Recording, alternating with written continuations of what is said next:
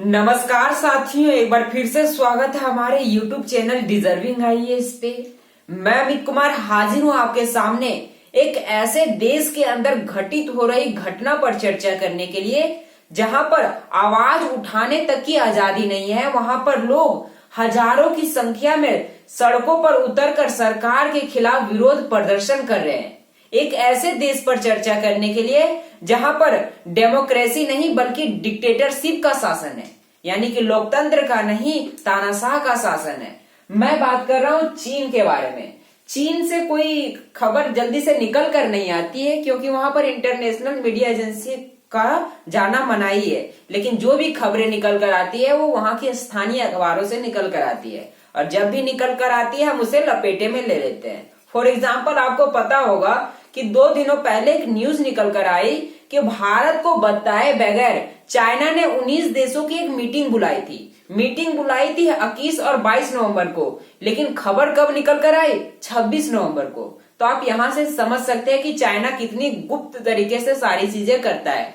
लेकिन चाइना से ही एक खबर निकल कर आ रही है कि चीन के अंदर हजारों की संख्या में लोग सड़कों पर उतरकर सरकार के खिलाफ विरोध प्रदर्शन कर रहे हैं और वो लोग अपने हाथ में एक बैनर लिए घूम रहे हैं, शी जिनपिंग स्टेप डाउन, यानी कि शी जिनपिंग जो कि चीन के राष्ट्रपति हैं उनको गद्दी से उखाड़ने की बात की जा रही है। अब सवाल बनता है कि आखिर चीन के अंदर ऐसी घटना घटित क्यों हो रही है? जहां पर आवाज उठाने तक की मनाही है वहां पर विरोध प्रदर्शन हो कैसे रहा है? लोगों के अंदर इतना गुस्सा फूट फूट कर भर कर निकल कैसे रहा है?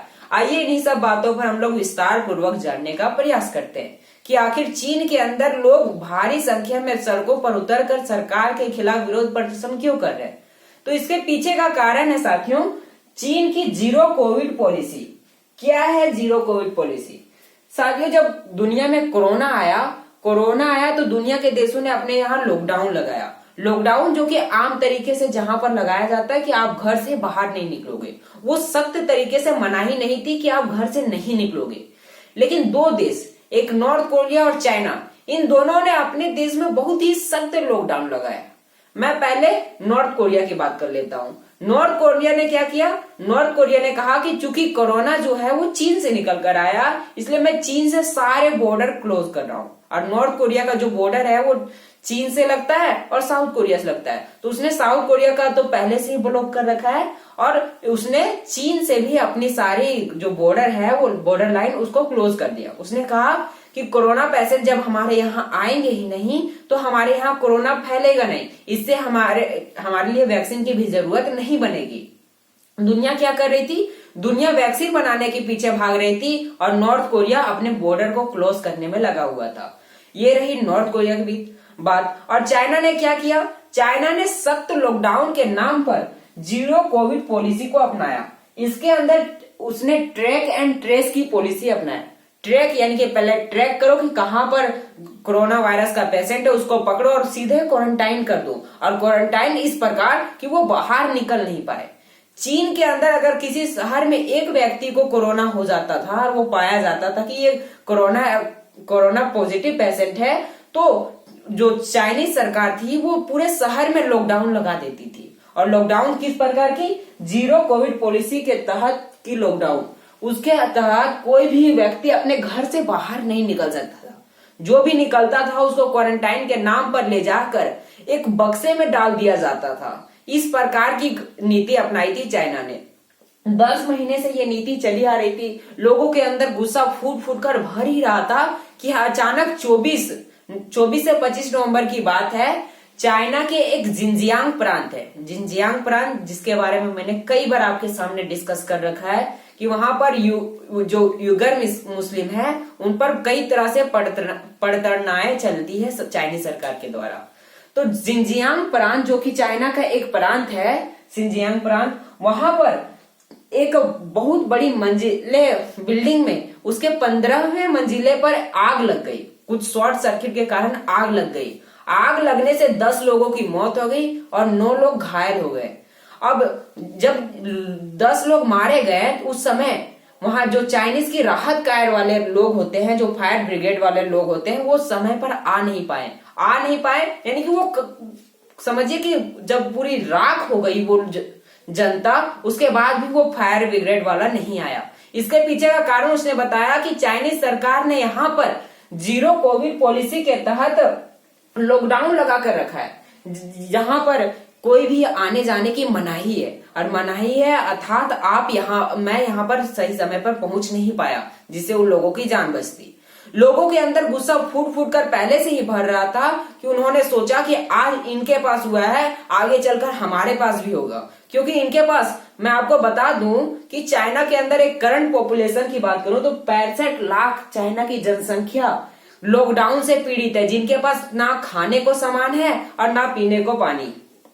पीने को पानी हो सकता है लेकिन खाने तक के सामान नहीं है, उनको बाहर निकलकर दुकान से सामान लेने तक की अनुमति नहीं है।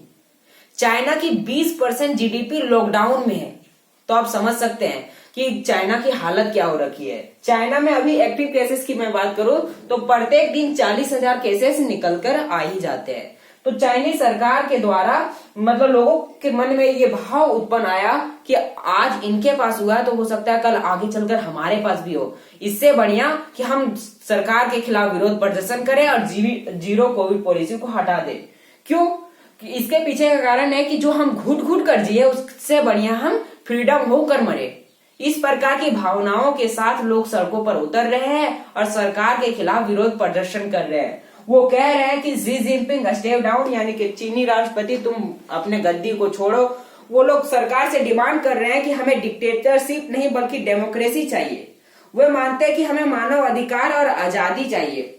वो सरकार से डिमांड कर रहे हैं कि हमें मानव अधिकार और आजादी चाहिए, हमें फ्रीडम ऑफ प्रेस चाहिए, हमें फ्रीडम ऑफ एक्सप्रेशन चाहिए, हमें फ्रीडम ऑफ मूवमेंट चाहिए। इस प्रकार की बातों के साथ वो सरकार के खिलाफ विरोध प्रदर्शन कर रहे हैं और सरकार भी इस विरोध प्रदर्शन को दबाने की कोशिश कर रही है और दबाने के इस प्रकार कि लोगों पर डंडे चार्ज कर रही है। मैं आपको बता दूं कि कल ही की बात है कि बीबीसी के एक पत्रकार को चाइनीज अधिकारियों ने उसे पकड़कर जेल में डाल दिया। कुछ समय के बाद उसे रिहा कर दिया गया। जब उनसे पूछा गया तो उन्होंने कहा कि मुझे पकड़ लिया गया और रिहा करने से पहले मुझे बहुत ज्यादा पीटा गया। अब फिर चाइनीज अधिकारियों से पूछा गया कि वो बीबीसी का जो पत्रकार था वो उस समय की जानकारी को प्राप्त कर रहा था, तुमने उसे कैसे पकड़ लिया? तो ये चाइनीज अधिकारियों ने कहा कि ना ही इनके पास कोई प्रेस कार्ड था, ना ही इनके पास कोई आइडेंटिटी कार्ड था, तो हम इनको कैसे पहचाने कि वो वही व्यक्ति है। इस प्रकार उन्होंने कुछ तर्क देकर उस मसले को वहीं टाल दिया और उस विरोध प्रदर्शन को हटाने के लिए चाइनीज सरकार कड़े से कड़े कदम उठाई जा रही है। यहाँ तक कि यूनिवर्सिटी के बच्चे भी विरोध प्रदर्शन करने के लिए उतर चुके हैं। यूनिवर्सिटी के प्रोफेसर ने उन बच्चों को धमकाया, लेकिन बच्चे ने उन्हीं को धमका दिया कि अब समझिए कि चाइनीज लोगों के अंदर गुस्सा जो था वो एक वोल्केनो की तरह फूट कर निकल गया। इसलिए आप समझ सकते हैं कि चाइनीज सरकार की क्या होने वाली हालत। अभी चाइना के अंदर भारी मात्रा में विरोध प्रदर्शन होते जा रहे हैं और जो घटना थी वो मैंने आपको बताई दिया। फिलहाल के लिए इतना ही, मिलते हैं नेक्स्ट वीडियो में। Thank you.